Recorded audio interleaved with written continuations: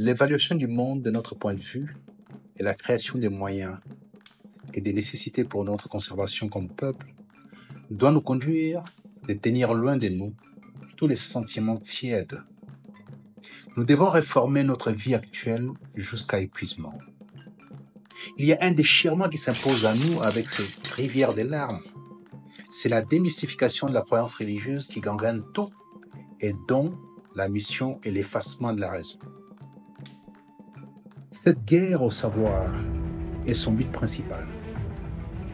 Et sa motivation première est la disparition de l'esprit critique.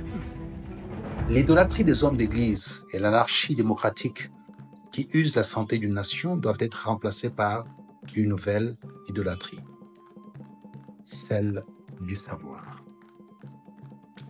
Il suffit de faire de chaque Église un espace de connaissances.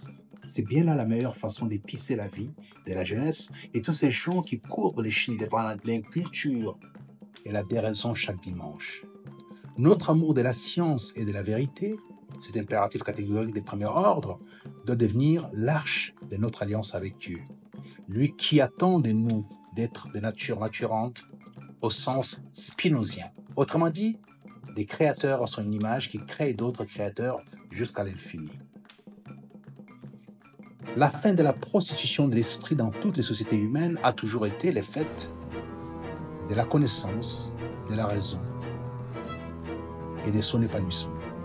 Le peuple a besoin de pain, il faut lui apprendre à élever les savoirs au rang de divinité pour que la manne ne soit plus attendue du ciel, mais de ses propres mains. De tout temps, l'État corrompu et l'Église ont ôté au peuple les fruits de son labeur, en construisant leur réputation sur le mensonge.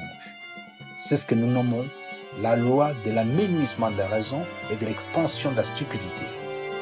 Il est impérieux d'ancrer dans nos nouvelles mœurs l'évaluation de soi par soi et au départ de soi pour prendre la distance nécessaire avec l'évaluation d'autrui sur soi. C'est la médication contre la victimisation africaine. In crescent animi vireti volnere virtus. De la blessure grandissent les âmes et fleurit la vertu. Il y a dans le monde plus d'idoles que des réalités. C'est ce que m'apprend le mauvais œil que je jette sur le monde et aussi la méchante oreille que je lui prête. Là aussi, questionner à coups de marteau et qui sait percevoir pour toute réponse ces fameux sons creux qui indiquent les entrailles pleines de vent.